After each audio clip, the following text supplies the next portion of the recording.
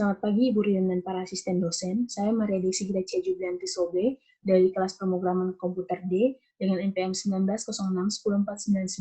Di sini saya akan menjelaskan tentang tugas besar saya, yaitu aplikasi koperasi simpan pinjam. Untuk deskripsi programnya sendiri, aplikasi koperasi simpan pinjam ini memberi beberapa layanan fasilitas. Untuk anggota yang baru mau mendaftar akan diarahkan untuk mengisi formulir pendaftarannya terlebih dahulu dan mengisi simpanan awalnya. Untuk anggota lama terdapat beberapa layanan pilihan seperti simpan, yaitu untuk mengisi saldo pokok dan simpanan wajib. Untuk layanan pinjaman dapat mengisi formulir pinjaman dan di situ terdapat perhitungan cicilan pokok dan perhitungan angsuran bunga. Untuk model matematikanya sendiri, dalam menghitung cicilan pokoknya, dapat dihitung dengan besar usulan pinjaman dibagi dengan tenor pinjaman. Untuk menghitung bunga angsurannya, di sini terdapat dua bunga angsuran, yaitu bunga menurun dan bunga flat. Untuk bunga menurun sendiri, model matematikanya itu usulan pinjaman dikurang dengan cicilan pokok, setelah itu dikali 2% dan dibagi dengan 12 bulan. Untuk bunga flatnya, usulan pinjaman dikali 2% dan dibagi 12 bulan dan dikali dengan tenor pinjaman. Selanjutnya saya akan menjelaskan tentang flowchart dari aplikasi koperasi simpan pinjam ini. Pada awal menu akan ditanyakan apakah pengguna sudah menjadi anggota koperasi atau belum. Jika sudah, pengguna akan langsung diarahkan menuju pelayanan yang diinginkan. Jika belum, akan diarahkan untuk mengisi data diri terlebih dahulu, membayar simpanan, saldo awal, dan mencetak bukti. Selanjutnya akan diarahkan untuk memilih pelayanan yang diinginkan. Pelayanan yang diinginkan di sini ada dua, yaitu simpan dan pinjam. Untuk yang memilih simpan akan mengisi nama, tanggal, dan nominal yang ingin disimpan, kemudian mencetak bukti tersebut. Setelah itu memilih opsi pembayaran, yaitu ada tunai dan transfer antar bank. Untuk yang tunai akan langsung terproses, dan untuk yang transfer antar bank akan ditanyakan nama bank dan nama banknya terlebih dahulu. Untuk anggota yang memilih pinjam untuk anggota terdapat perbedaan untuk anggota lama dan anggota baru. Untuk anggota lama limit pinjamannya itu ada 100 juta. Untuk anggota baru limit pinjamannya 30 juta. Setelah itu akan ditanyakan usulan pinjaman dan tenor pinjaman. Setelah mengisi usulan pinjaman dan tenor pinjaman, aplikasi akan menghitung cicilan pokok pinjaman tersebut. Setelah itu, pengguna memilih bunga pinjaman yang diinginkan. Ada dua opsi, yaitu bunga pinjaman menurun dan bunga pinjaman flat.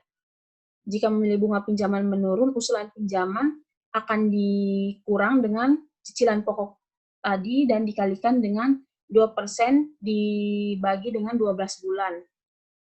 Untuk yang memilih bunga flat akan dihitung usulan pinjaman dikali 2% dibagi dengan 12 bulan dikali tenor pinjaman. Selanjutnya pengguna akan diarahkan untuk opsi pembayaran. Opsi pembayarannya ada dua, yaitu tunai dan transfer antar bank. Untuk tunai, pengguna langsung diarahkan untuk melakukan pembayaran pada loket koperasi, dan untuk yang transfer antar bank akan ditanyakan nama banknya, lalu setelahnya akan diproses peminjaman tersebut. Selanjutnya saya akan menunjukkan cara penggunaan aplikasi koperasi simpan pinjam ini.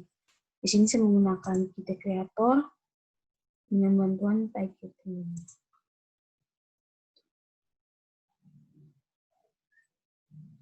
Ini merupakan tampilan awal dari aplikasi koperasi simpan pinjam ini.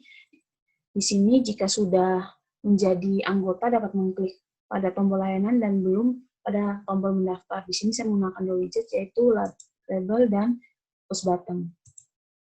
Jika belum mendaftar, di sini akan diarahkan pada formulir pendaftaran anggota. Di sini saya menggunakan beberapa widget, yaitu label, and edit, date edit, combo box, dan juga push button.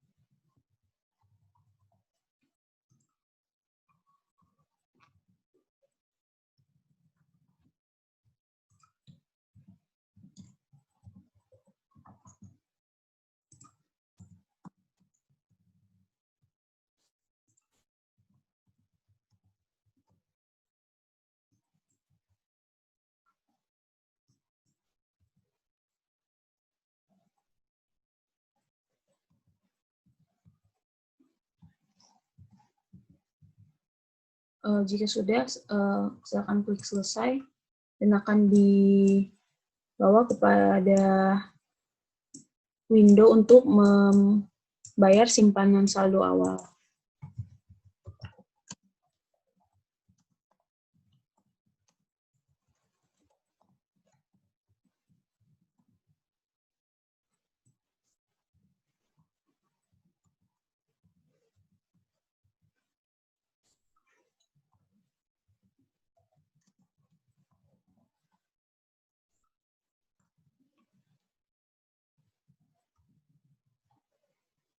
Sini terdapat opsi pembayaran yang saya menggunakan Ujjas Radio button. Di sini hanya bisa memilih salah satu opsinya.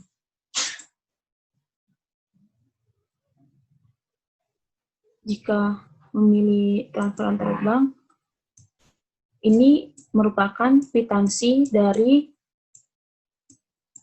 simpanan saldo awal tersebut. Di sini nama nasabahnya dan opsi pembayarannya tertera. Jika tadi saya memilih opsi dengan transfer, maka akan muncul kalimat berikut.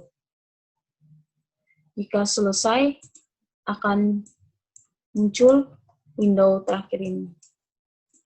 Dan untuk yang sudah menjadi anggota, dapat mengklik layanan dan muncul pada main window layanan seperti ini.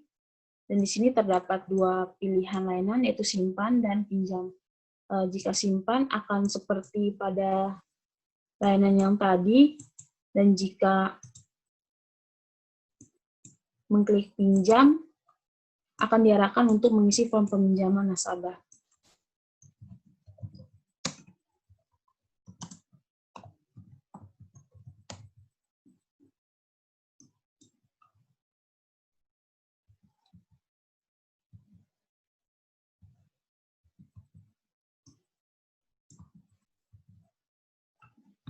Di sini terdapat dua pilihan opsi, yaitu untuk anggota lama dan anggota baru.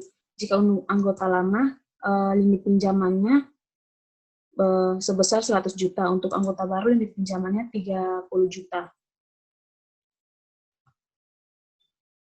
Selanjutnya dapat mengisi besar pinjaman dan tenor pinjaman pada kolom line edit tersebut. Line edit di sini, misalnya 10 juta. Dengan tenor pinjaman 12 bulan. Di sini dapat diakumulasikan cicilan pokok per bulannya, yaitu 833.000 sekian. Di sini juga dapat memilih bunga pinjaman menurun,